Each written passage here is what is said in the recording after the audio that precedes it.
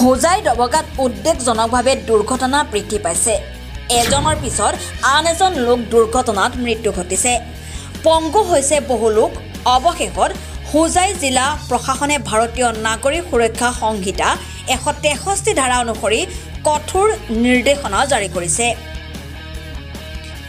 ডাম্পাৰৰ দৌৰাত্ম্য ৰোধৰ কাৰণে সৰব হোজাই জিলা দণ্ডাধীশ বিদ্যুৎ বিকাশ ভাগৱতী। আজিৰ পৰা সন্ধিয়া 5 বজাৰ পৰা পুৱা 8 বজালৈ ৰাষ্ট্ৰীয় ঘাইপথ আৰু অন্যান্য পথত সম্পূৰ্ণভাৱে নিষিদ্ধ কৰা হৈছে ডাম্পাৰৰ চলাচল। ই ৰিক্সা বাহনৰ চলাচল কৰাৰ ক্ষেত্ৰত ৰাজ্যিক পথ, গ্ৰাম্য পথত সন্ধিয়া 5 বজাৰ পৰা পুৱা 6 বজা পৰ্যন্ত নিষিদ্ধ কৰা হৈছে। গধুৰ যান বাহনৰ গতিসীমা ঘণ্টাত 40 কিলোমিটাৰ আৰু লাইট মটৰ ভেহিকেলৰ গতিসীমা ৰাষ্ট্ৰীয় পথত ঘণ্টাত 60 কিলোমিটাৰ ধাৰ্য কৰিছে জিলা প্ৰশাসনে। পৌৰসভাৰ গ্ৰাম্য অঞ্চলত সকলো বাহনৰ গতিসীমা ঘণ্টাত 40 কিলোমিটাৰ ধাৰ্য কৰা হৈছে। ৰাষ্ট্ৰীয় পথ, ৰাজ্যিক পথত ডিজে শব্দৰ ব্যৱহাৰ সম্পূৰ্ণৰূপে নিষিদ্ধ। জিলাখনত 4চকীয়া বাহন যেনে চেকটক, টাটা মোবাইল আদিত যাত্ৰী বহুৱাই পিকনিকত ব্যৱহাৰ নিষিদ্ধ কৰা হৈছে। ৰাষ্ট্ৰীয় ৰাজ্যিক পথত বাইক ষ্টাণ্ট নিষিদ্ধ কৰা হৈছে। নিৰ্দেশনা উলংঘা কৰিলে লাইচেন্স বাতিল আৰু জৰিমনা বিহিব প্ৰশাসনে। মদ সেৱন, ৰং দিশত গাড়ী চলোৱা আৰু অভাৰলোডিং লৈ বাহন চলাই পথ সুৰক্ষা উলংঘন কৰিলে জৰিমনা আৰু কঠোৰ আইনগত ব্যৱস্থা গ্ৰহণ কৰিব প্ৰশাসনে। হেলমেট অবিহনে দুচকীয়া বাহন চলালে, আনকি পিছফালে থকাজনৰো হেলমেট নাথাকিলে ব্যৱস্থা ল'ব প্ৰশাসনে। ৰাষ্ট্ৰীয় পথৰ কাষত থকা পেট্ৰল পাম্পৰ সন্মুখত, বিশেষকৈ ৰেংবেং, লামডিং, ডবকা আৰু পাৰখোৱা পথত গাড়ী ৰখাই থোৱা সম্পূৰ্ণভাৱে নিষিদ্ধ কৰিছে জিলা প্ৰশাসনে। এই ক্ষেত্ৰত মই জিলা আয়ুক্তগৰাকীক মই ধন্যবাদ জ্ঞাপন কৰিছোঁ। আৰু এই ধৰণে অৰ্ডাৰ আমি দেখিছোঁ পূৰ্বতো ঠিক তেনেকুৱা ধৰণৰ জিলা আয়ুক্তগৰাকীয়ে লাচিত কুমাৰ দাস ডাঙৰীয়া থাকোঁতে তেনেকুৱা ধৰণৰ অৰ্ডাৰ তেখেতেও পাছ কৰিছিল। কিন্তু সেই সময়তে দেখা পোৱা গৈছে যেতিয়া এনেকুৱা ধৰণৰ অৰ্ডাৰ ওলাইছিল, অৰ্ডাৰ ওলোৱাৰ পিছত এনেকুৱা ধৰণৰ দুৰ্ঘটনা বহুত ৰোধ হোৱা পৰিলক্ষিত হৈছিল। কিন্তু এই কেইদিনৰ পৰা যেতিয়া নতুন আয়ুক্তগৰাকী যেতিয়া যোগদান কৰিছিল, হয়তো এই বিষয়ে তেখেতে অৱগত নাছিল। তাৰ মাজতে ঠিক তেনেধৰণৰ কিছু দুৰ্ঘটনা সংঘটিত হৈছিল। আৰু এই 2 এদিন আগত যি ধৰণৰ ডাম্পাৰৰ মুখামুখি সংঘৰ্ষ হৈছিল বাইক আৰোহী, আৰু তেনে ঘটনা সংঘটিত হোৱাৰ পিছত দেখা গৈছিল তিতাতে 2জন ব্যক্তি নিহত হৈছিল। তাৰপিছতে আজি পৰিলক্ষিত হৈছে যে জিলা আয়ুক্তগৰাকী তেনেকৈ ধৰণৰ কঠোৰ এক নিয়ম তেখেতে জাৰি কৰিছে, যাতে ডাম্পাৰসমূহৰ ক্ষেত্ৰত সন্ধিয়া 5 বজাৰ পৰা পুৱা 8 বজালৈকে তেখেতে এক নিষেধাজ্ঞা জাৰি কৰিছে যে এইটো সময়ত যাতে ডাম্পাৰ চলাচল সম্পূৰ্ণৰূপে বন্ধ হৈ থাকে।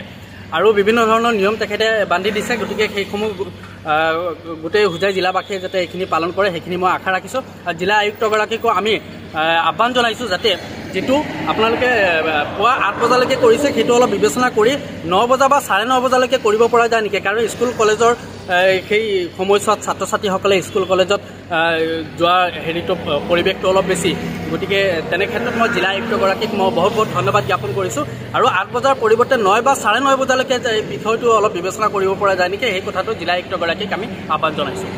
হোজাই জিলা আয়ুক্ত মহোদয় ডাঙৰীয়াই যিটো নিৰ্দেশনা জাৰি কৰিছে, গতিকে আমি তেখেতক ধন্যবাদ জ্ঞাপন কৰিছোঁ। আপোনালোকে গম পায় প্ৰতি বছৰে এনেকুৱা ঠাণ্ডা দিন আহিলে দুনিয়াৰ কুঁৱলী পৰি থাকে, আৰু কুঁৱলীৰ সময়ত বিভিন্ন ধৰণৰ দুৰ্ঘটনা হৈ আমাৰ মাজৰ পৰা বহুত মানুহ নাইকিয়া হৈ গৈছে।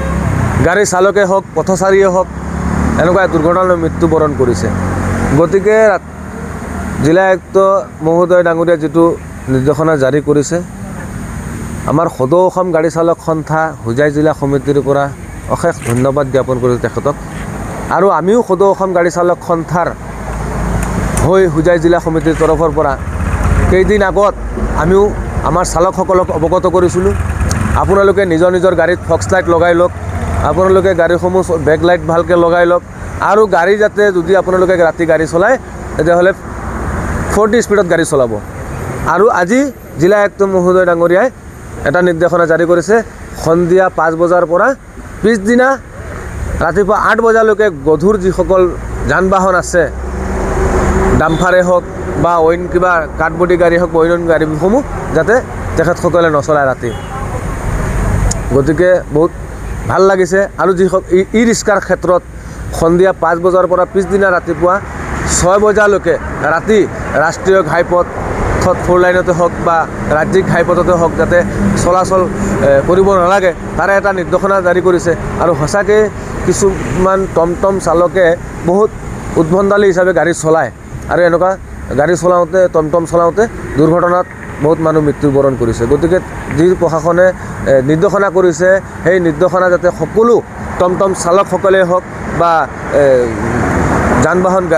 গধুৰ যান বাহন গাড়ী চালকসকলে হওক এই নিৰ্দেশনাবিলাক যাতে ধুনীয়াকৈ মানি চলে মই তাৰে আশা কৰিছোঁ আৰু আমি সদৌ অসম গাড়ী চালক সন্থাৰ তৰফৰ পৰা আমি সকলোকে আহ্বান জনাইছোঁ নিজেও বাচক আনকো বচাওক যাতে আপোনালোকে যিসকল প্ৰশাসনে যিটো নীতি নিয়ম নিৰ্দেশনা দিছে সেই নিৰ্দেশনাসমূহ আপোনালোকে ভালকৈ ফ'ল' কৰি পেলাই চলক পিকনিকৰ যিটো নীতি নিয়ম দিছে সেইটো সঁচাকৈ কি কয় পিকনিকত যাওঁতে আমাৰ মাজৰ পৰা বহুত উদ্ভণ্ডালী কৰি মদ গাঞ্জা ড্ৰাগছ সেৱন কৰি পেলাই গাড়ী চলাই বা তাত গৈ পিকনিকত ভিলেজত এইবিলাক কৰাৰ পিছত বিভিন্ন ধৰণৰ ফেমিলি লৈ পিকনিকত যায় আৰু পিকনিকৰ গাড়ীসমূহ দুৰ্ঘটনা হয় আৰু দুৰ্ঘটনাই বহুত মানুহ আমাৰ মাজৰ পৰা নাইকিয়া হৈ গৈছে এনেকুৱা এক্সিডেণ্ট হৈ আছে আপোনালোকে নিশ্চয় দেখা পাইছে সেইটো বুলি প্ৰশাসনে যিটো এটা নিৰ্দেশনা জাৰি কৰিছে ডাঙৰ ডিজি বক্স আজিকালি দেখিছে ডিজি বক্স নহ'লে পিকনিক নহয় বুলি কয় কৃষকসকল কিছুমান যুৱক ওলাইছে মানে পিকনিক ডিজে বক্স লগাই পেলাই তেখেতসকলে হেৰি কৰে গতিকে তেখেতসকলৰ পৰা আৰু যিবিলাক বাইক